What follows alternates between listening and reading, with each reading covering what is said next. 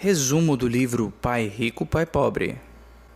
Esse é sem dúvidas um dos maiores best-sellers da área de educação financeira pessoal. A obra traz ensinamentos fantásticos que irão mudar a forma como você enxerga o mundo e o dinheiro. Mas assista todo o vídeo, pois só assim terá o conhecimento completo e necessário para aplicar na sua vida e mudar de verdade. O dinheiro é apenas uma ideia. Se alguém quer ter mais dinheiro, precisa apenas mudar sua forma de pensar. Toda pessoa que se fez por si própria começou com uma ideia pequena que transformou em algo grande. Agora, vamos começar. Neste livro, os autores Robert Kiyosaki e Sharon Lechter presenteiam o leitor com duas visões de mundo muito diferentes. De um lado, você tem o pai rico, um empreendedor com toda a sua filosofia de negócios. Do outro, tem o pai pobre, empregado, preso em sua visão engessada e tradicional sobre dinheiro. A obra traz, de uma forma única e, na minha opinião, espetacular, o confronto entre essas duas visões de mundo, mostrando que é sim possível, com boas informações e persistência, se transformar de pai pobre em pai rico. O livro é dividido de forma simples em introdução, 6 capítulos de lições sobre dinheiro e 4 de como colocá-las em prática. Introdução. A introdução nos mostra como os autores se conheceram. Ambos partilhavam um desejo: educar financeiramente as pessoas. Essa questão começa a ser abordada pelo dilema vivido por Sharon como mãe, ao perceber que o sistema da sociedade atual que diz: estude, tire boas notas e tenha um bom emprego, não é o melhor conselho que você pode passar para seus filhos. Enquanto Robert Kiyosaki se incomodava com a ignorância financeira de um modo geral. Por isso, ele desenvolve um jogo de tabuleiro dividido em 2 etapas. O objetivo do jogo é conseguir sair do que ele chama de corrida dos ratos. Essa é uma metáfora para como é a sociedade hoje, onde as pessoas trabalham para pagar contas e impostos, sem que seu dinheiro trabalhe por elas, e passar para a pista de alta velocidade, que é o local onde há habilidade financeira e segurança, onde seus investimentos trabalham por você. Sharon se interessa por esse método desenvolvido por Robert Kiyosaki e participa deste piloto do jogo. O teste mostra que mesmo pessoas ditas especialistas, como gerentes de banco, muitas vezes não fazem a menor ideia de como sair da corrida dos ratos. E de fato, com mais de 3 horas de experimento, Sharon foi a única que conseguiu passar para a pista de alta velocidade. Depois desse primeiro contato, e buscando a resposta para a indagação como ensinar uma criança o mínimo sobre finanças para que ela saiba jogar pelas novas regras do mercado, Robert Kiyosaki convida Sharon para ajudá-lo na edição do seu livro, afirmando que com ela essa pergunta pode ser respondida. Assim, a proposta principal do livro Pai Rico, Pai Pobre é responder essa pergunta através de suas lições, que podem ser utilizadas e aprendidas não só por crianças, mas por qualquer um que deseje sair dessa corrida dos ratos. E agora, está realmente a fim de sair dessa vida e ir para a pista rápida, onde com o tempo você vai conseguir a tão sonhada liberdade financeira e colocar o dinheiro para trabalhar por você? Se sua resposta for não, infelizmente acho que é melhor sair do vídeo e seguir sua vida. Agora, se a sua resposta for sim, fica comigo até o fim que o Robert e a Sharon podem te ajudar muito nesse caminho. Capítulo 1. Pai Rico, Pai Pobre. O primeiro capítulo traz uma perspectiva sobre o comportamento de cada um dos pais. É interessante frisar que quando Robert Kiyosaki começou a aprender sobre o modo como cada um tratava o dinheiro, ambos estavam em situações financeiras parecidas, no início da carreira e com rendas compatíveis. Porém, um se tornou o homem mais rico do Havaí e o outro morreu deixando dívidas para a família. Uma visão clara do modo como cada um dos pais se relaciona com o dinheiro é traçada nesse momento inicial e mostra que certamente a mentalidade influencia de modo radical na situação financeira futura de cada indivíduo. O embate da mentalidade mostrado é bem simples. Um pai pobre trabalhava pelo dinheiro e o outro fazia com que o dinheiro trabalhasse para ele. Esse primeiro capítulo também aborda a questão da preguiça mental. Robert relata, enquanto seu pai pobre tinha diversos títulos acadêmicos e era altamente instruído na hora de pensar sobre dinheiro, ele era preguiçoso e não exercitava suas habilidades financeiras nem as desenvolvia. Ele observou que seu pai pobre era assim não pelo salário que ganhava, que era muito bom, mas por causa dos seus pensamentos e ações. Ele percebeu ainda que desenvolver uma mentalidade diferente e se educar financeiramente leva tempo, tanto que dos 9 aos 39 anos, Robert Kiyosaki precisou que seu pai rico continuasse repetindo para ele as mesmas 6 lições que são apresentadas no livro. Por isso, é importante começar a educação financeira no berço e em casa, uma vez que os governos não desejam ensinar esse tipo de coisa nas escolas. Contudo, se a maioria dos pais é ou será pobre porque não tem esse conhecimento, as próximas gerações ficam fadadas ao mesmo caminho. Capítulo 2, lição 1. Os ricos não trabalham pelo dinheiro. Para ensinar essa lição, o autor usa 3 histórias de sua vida. Seu amigo Mike, que estuda com Robert, é inserido no contexto por uma delas, ao propor uma sociedade onde deixem de ser pobres, após serem destratados por garotos ricos de sua escola. Logo, ser rico torna-se prioridade dos dois. Eles têm a ideia de fazer dinheiro, cunhando moedas a partir de tubos de pasta de dente usados. Na época, os tubos eram de chumbo. Entretanto, o pai de Robert alerta que aquela atividade é ilegal e fala para os meninos que, se eles quiserem mesmo saber como se tornarem ricos, deveriam procurar o pai de Mike, que sempre era muito elogiado pelo gerente do banco por seus investimentos. Dessa forma, o pai rico, que na verdade é o pai de Mike, seu melhor amigo, é introduzido na narrativa e passa a ter o papel mais ativo. E ele concorda em ensinar os meninos a serem ricos. Começa aqui a segunda história. O pai rico propõe que eles trabalhem para ele por 10 centavos a hora, o que era muito pouco para aquela época. Ao perceber, após 3 semanas de trabalho, que não estavam aprendendo nada e ainda estavam trabalhando por uma miséria, Robert Kiyosaki confronta seu empregador e ele ensina a primeira lição. O pai rico explica a Robert que ele irá lhe ensinar como a vida, através de pancadas. E ao ser atingido por esse primeiro golpe, ele estaria vivendo o que a maioria dos adultos vive todos os dias: trabalhar por um salário que não supre as suas necessidades. Ensina ainda que apenas aumentar o valor do rendimento mensal não soluciona o problema, restando então 3 alternativas para quem se encontra nessa situação: reclamar e procurar outro emprego, se acomodar e aceitar a situação, a pior de todas, ou procurar uma forma de fazer o dinheiro trabalhar para eles. Ele segue argumentando que a maioria das pessoas fica presa na primeira ou segunda opções, justamente por 2 sentimentos: medo e ambição. O medo de não ter como pagar as contas e a ambição de querer ter sempre mais dinheiro. Porém, como é dito, apenas mais dinheiro não resolve o problema, porque sem instrução financeira, o que acontece quando alguém ganha mais dinheiro é que ele simplesmente aumenta seu padrão de vida, seu consumo, paga mais impostos e muitas vezes ainda continuam com as mesmas dívidas. Isso porque o padrão mental, trabalhar apenas para pagar as contas, prossegue, deixando-o preso eternamente na corrida dos ratos.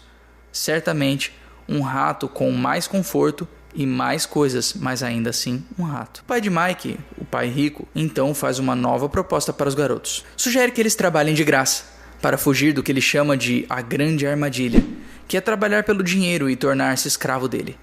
Ele explica que não pagar é uma forma de eliminar todo o medo e fazer com que os garotos enxerguem as oportunidades que poderiam passar despercebidas quando se está focado apenas no salário.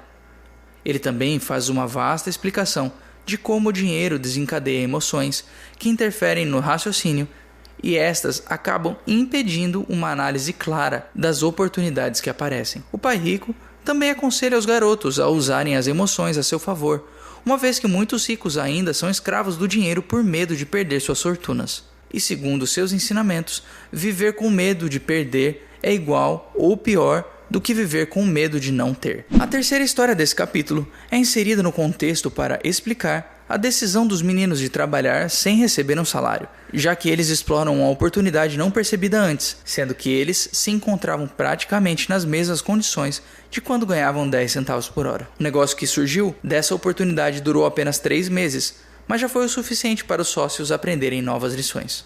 Por exemplo, como fazer o dinheiro trabalhar para você?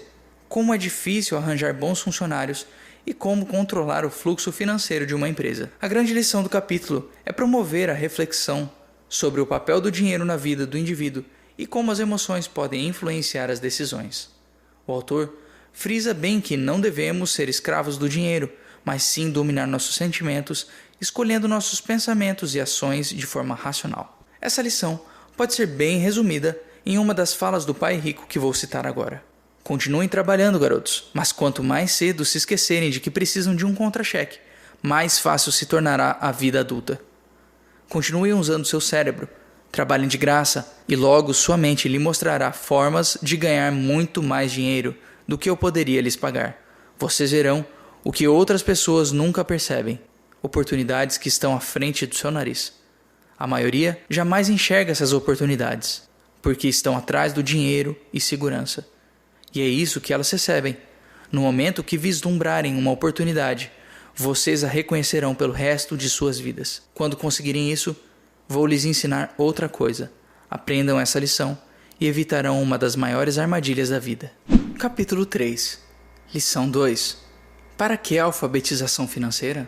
Esta parte da obra mostra a história de várias pessoas que já foram muito ricas e morreram na miséria, comprovando a tese, mostrada no livro, de que o dinheiro pelo dinheiro não garante estabilidade financeira. O que garante é inteligência financeira. A partir deste ponto, Robert começa a mostrar como o pai rico ensinou os dois jovens sobre finanças. De modo fácil e simples, ele resume uma das maiores lições do seu mentor, dizendo: você tem que conhecer a diferença entre um ativo e um passivo e comprar ativos. Se você deseja ficar rico, isso é tudo o que você precisa conhecer. O problema é que muitos não sabem a diferença entre ativos e passivos. Ou pior, compram passivos imaginando que eles são ativos. Dessa forma, passam a vida inteira sem saber como é ter dinheiro trabalhando por você. Além disso, Robert Kiyosaki apresenta conceitos bem diferentes dos contábeis para ativos e passivos e bem simples de entender.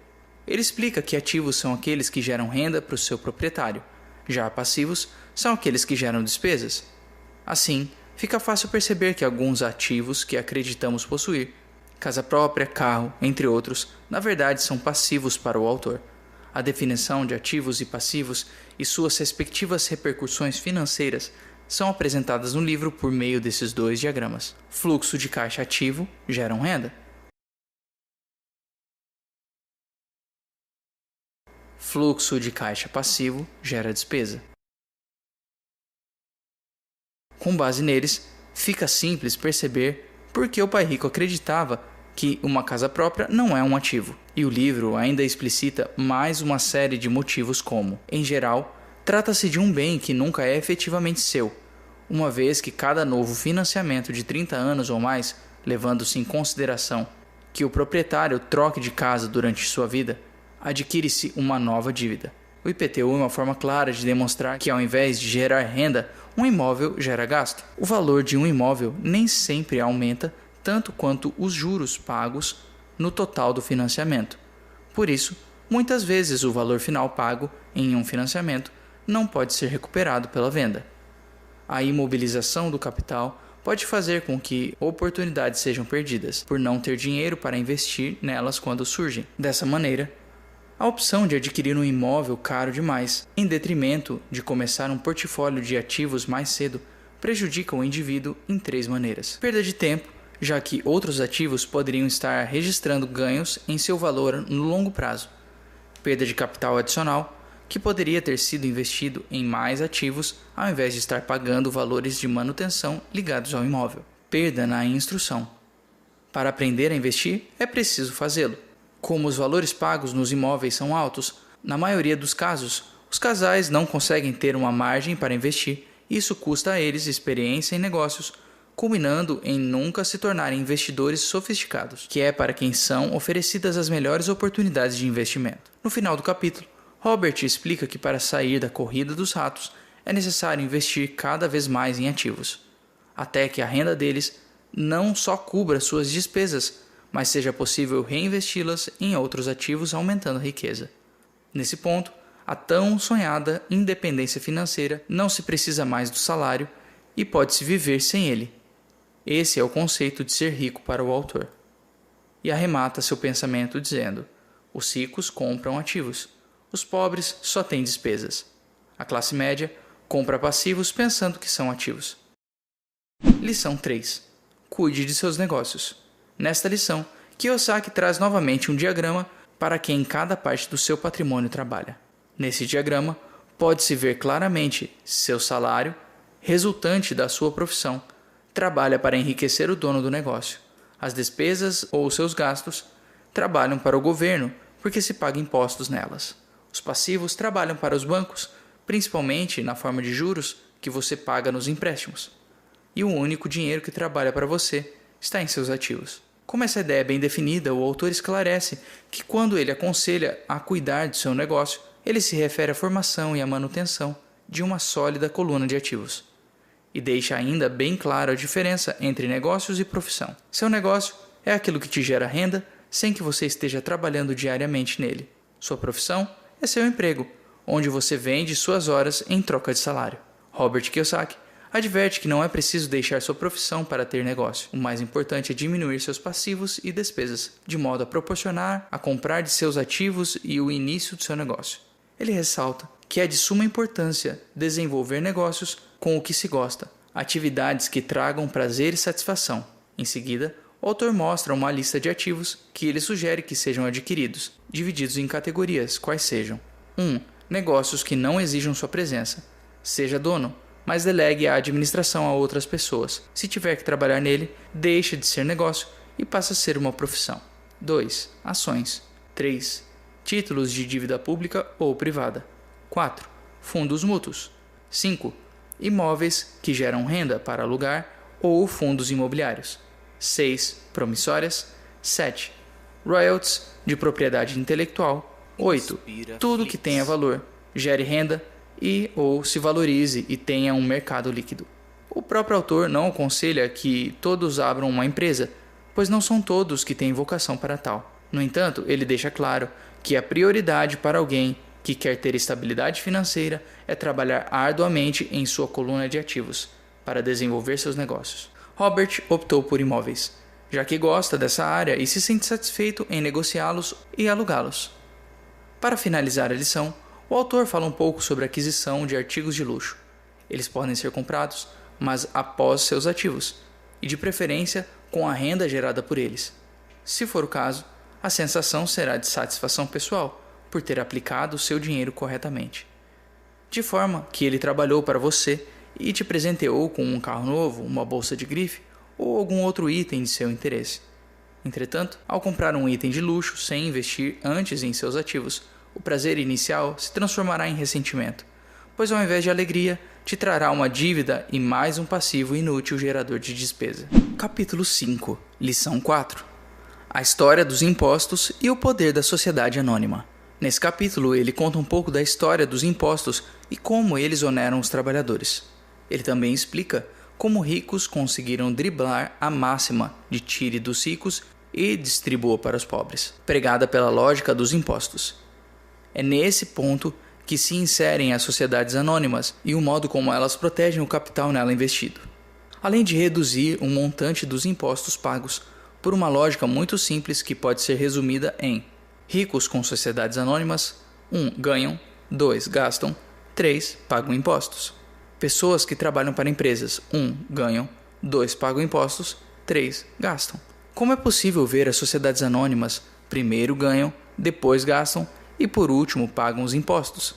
Já as pessoas ganham, pagam impostos e só depois gastam. Isso porque o imposto de renda é descontado na fonte antes dos impostos, e isso faz uma enorme diferença. O segundo ponto alto do capítulo é denominado por Kiyosaki como QI financeiro. E o QI financeiro se divide em 4 áreas: contabilidade, investimento, conhecimento de mercado e lei. Ao conhecer a contabilidade, pode-se entender uma situação de uma empresa e analisar de forma clara se é um bom ou mau investimento, além de seus pontos fortes e fracos. Investimento, por outro lado, é, para o autor, a ciência do dinheiro que faz mais dinheiro e mexe diretamente com a criatividade e estratégia de cada um. Conhecimento de mercado representa a necessidade de conhecer os aspectos técnicos dos mercados e os fundamentos de investimento. A lei mostra a importância de conhecer legislação e se beneficiar dela através de vantagens tributárias, proteção dos ativos em processos judiciais. Os ricos controlam tudo, mas não possuem nada. Capítulo 6. Lição 5. Os ricos inventam dinheiro. Ao longo do capítulo, o autor frisa várias vezes que a decisão de se educar financeiramente, desenvolver o QI financeiro e assumir riscos controlados é de cada um. Contudo, ele destaca que o principal motivo para o fazer é ter mais opções, visto que atualmente a riqueza reside principalmente nas informações e na forma como elas são usadas. e para saber o melhor modo de usá-las, nada como uma sólida base de conhecimentos financeiros. O autor conta ainda várias histórias da vida para inspirar os leitores. Ele mostra o caso de uma mulher que, ao jogar Cash Flow, o jogo criado por Robert Kiyosaki e explicado na introdução do livro, se revolta por não se identificar inicialmente nas situações do jogo e achar que está perdendo tempo, pois foi para a palestra para aprender a investir. Kiyosaki traz uma lição fundamental com essa história. Muitas vezes, é difícil identificarmos que estamos vivendo uma determinada situação até que se reflita sobre ela. O autor também cita que normalmente as pessoas reclamam do jogo por não saberem aproveitar as oportunidades que lhes são dadas. O jogo oferece inúmeras chances de sair da corrida dos ratos para alguns jogadores, mas eles não as reconhecem e, em alguns casos, a chance é única, como na vida real. Assim como no jogo, saber reconhecer e aproveitar oportunidades na vida são habilidades que podem ser desenvolvidas e aprimoradas através da alfabetização financeira. Eis aqui mais um motivo para investir nessa área. Ele deixa bem claro que, independentemente do que aconteça, o que realmente importa são quantas soluções financeiras diferentes se podem achar para cada situação encontrada. E esta também é uma concepção de inteligência financeira defendida por Robert. Em seguida, são contadas duas histórias de como pouco ou nenhum dinheiro ele conseguiu multiplicar e inventar dinheiro, que é o título do capítulo. Na verdade, inventar dinheiro significa investir pouco ou nada e multiplicar esses valores de modo quase infinito, uma vez que o aporte inicial foi zero ou próximo a isso. Em um dos relatos, ele conta que comprou uma casa por $5.000 de entrada e pagou as prestações do financiamento com o aluguel, ficando mensalmente com $40 por mês de renda. Um tempo depois, ele vendeu a casa por $95.000 e comprou um prédio simples de 15 apartamentos. Após isso, ele vendeu esse prédio e comprou um com 30 apartamentos e assim, de $5.000 inicialmente investidos, seu último prédio valia mais de $1 milhão. Isso ele fez em um espaço de tempo de 5 anos, aproveitando uma crise local. Robert Kiyosaki deixa claro que os exemplos citados servem apenas como inspiração, não como conselhos. O que ele deseja é mostrar que existem oportunidades de se aprender, como aproveitá-las e até como fazer isso sem capital ou com capital muito baixo, já que grandes oportunidades não são vistas simplesmente com os olhos, mas com a mente treinada e com conhecimento. Muita gente não ficará rica nunca, simplesmente por não ter treinamento financeiro para reconhecer oportunidades que estão bem à sua frente. Como último ponto dessa lição, ele apresenta dois tipos de investidores. Um que procura investimentos seguros e outro que monta sua própria carteira e assume mais riscos. O autor afirma que para ser o segundo tipo de investidor, além das habilidades já citadas do QI financeiro, é preciso desenvolver mais 3. 1. Como encontrar a oportunidade que ninguém mais viu. 2. Como conseguir dinheiro de outras fontes que não os bancos. Uma dica dada por ele é usar seus conhecimentos para aferir vantagens de quem não as domina. No exemplo citado nesse trecho, Robert fez uma corretagem para um investidor, negociando por menos de 900 mil um prédio que valia mais de 1.200.000. Ou seja, ele usou seus conhecimentos a seu favor e conseguiu lucrar com isso. 3. Como organizar pessoas espertas. Pessoas ricas normalmente contratam pessoas inteligentes para trabalhar para elas. Por fim, ele reconhece que há muito para ser aprendido, mas as recompensas de buscar o caminho seguido pelo investidor do tipo 2, que lucra muito mais, são bem maiores do que aquelas aferidas por investidor que está preso à segurança. Assim, o conhecimento é a maior riqueza de um investidor e o seu maior risco é não tê-lo. Entretanto, mesmo com o conhecimento, haverá outros riscos. O importante é aprender a administrá-los. Capítulo 7. Lição 6. Trabalhe para aprender, não pelo dinheiro. Esta lição está embasada no fato de que um grande talento muitas vezes não é suficiente para ser bem-sucedido.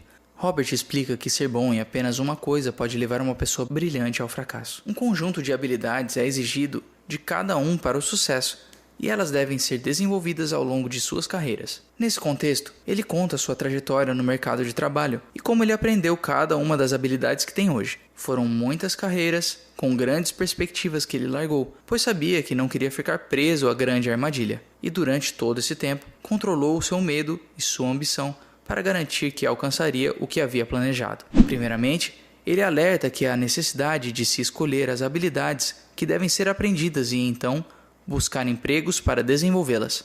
Mesmo que a mudança de ambiente de trabalho não seja vantajosa financeiramente, o autor aconselha que seja feita, pois as habilidades aprendidas serão de suma importância para a construção de sua riqueza. pai rico, conta Robert Kiyosaki, sempre repetia: você precisa saber um pouco sobre várias coisas. Outra opção, que não mudar de emprego, seria o marketing multinível sério, uma vez que duas habilidades extremamente importantes são desenvolvidas nesses programas: marketing e vendas. Ou ainda, pode-se optar por uma segunda ocupação, fora do horário de trabalho, na qual o salário não seja seu foco. Assim, o autor quer mostrar que trabalhar visando o aprendizado e metas de longo prazo é mais vantajoso do que trabalhar para pagar contas, pois sem esta mentalidade, a corrida dos ratos nunca deixará de ser uma realidade para você. É preciso também estar constantemente fazendo uma autoanálise para saber o que o futuro oferece e mudar o rumo dele quando as perspectivas não forem animadoras. Deixar a vida acontecer não é uma decisão sábia. A maioria das pessoas não é bem-sucedida pelo medo do fracasso e da rejeição, ou simplesmente por insistirem na especialização.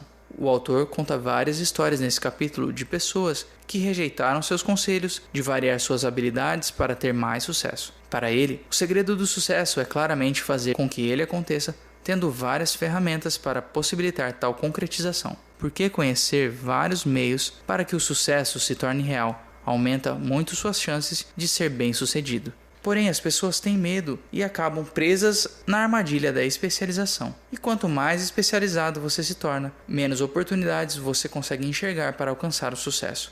Kiyosaki traz um último exemplo nessa lição, relatando que seu pai tinha muita instrução acadêmica, trabalhava cada vez mais arduamente quanto mais competente se tornava. E o pai pobre também se via cada vez mais encurralado quanto mais se especializava, porque embora seu salário aumentasse, suas escolhas diminuíam. Então, pouco depois de ter sido mandado embora do trabalho no governo, descobriu como era vulnerável profissionalmente. É semelhante ao que ocorre com atletas profissionais, que de repente sofrem uma lesão ou ficam velhos demais para o esporte. Sua posição bem remunerada é perdida, e eles têm habilidades limitadas às quais recorrer fora desse meio. Robert conclui mostrando as principais habilidades administrativas necessárias para o sucesso.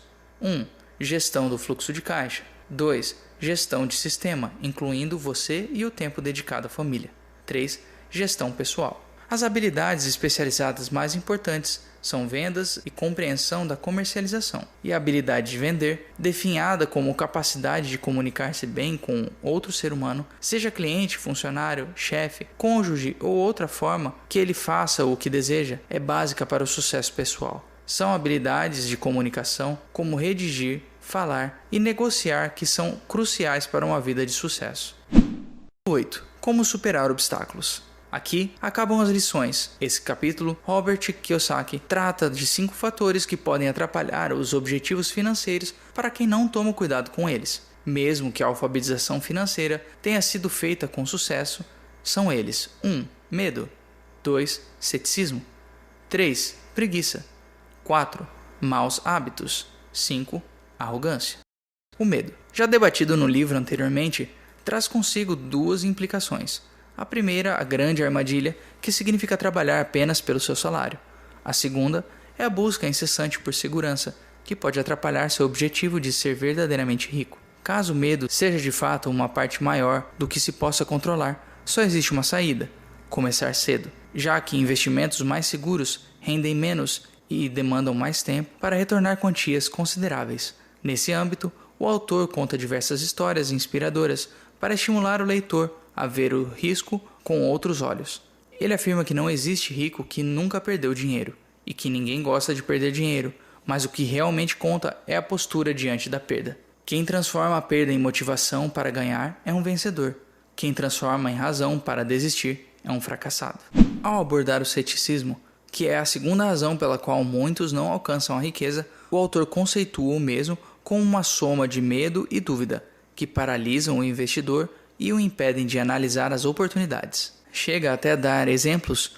Num deles conta de um amigo que fechou um negócio imobiliário com a ajuda de Robert, que já fazia isso há anos quando ajudou esse amigo. Porém, dias depois, voltou atrás e perdeu uma valorização de mais de 50 mil em 2 anos, por dar ouvidos a um vizinho, que nunca havia investido em um imóvel na vida e não tinha conhecimentos suficientes para aconselhá-lo. Assim, o pessimismo de alguém que nem entendia do negócio influenciou o medo e a dúvida do amigo de Robert Kiyosaki, fazendo com que ele ficasse paralisado diante de uma oportunidade. O segundo exemplo relata a história de outro amigo pessimista que, ao ver o preço da gasolina subir, mostra ao autor todas as projeções de que em alguns anos a gasolina estará com preços muito mais altos. Robert aproveita as informações valiosas e investe em ações de uma pequena empresa petrolífera por 65 centavos de dólar, e em menos de 2 anos elas já valiam 3 dólares cada. Ou seja, ao invés de ver a oportunidade, o cético se apavorou com os preços da gasolina e apenas criticou o sistema, não vendo a oportunidade,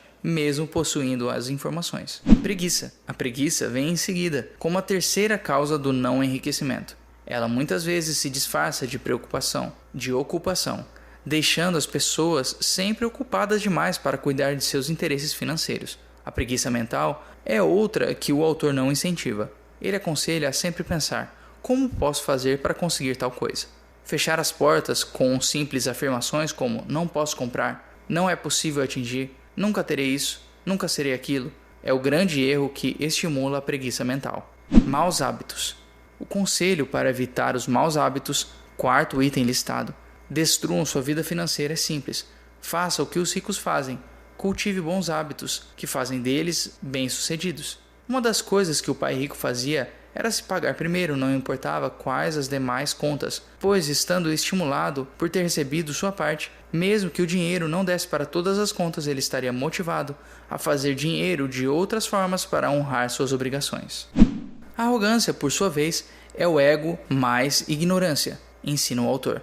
Ter instrução é importante tanto para não ser arrogante como para descobrir que os outros estão sendo. Ser arrogante implica em perder dinheiro, uma vez que entrar em negociações sem saber ao certo do que se trata aumenta muito o risco para o investidor.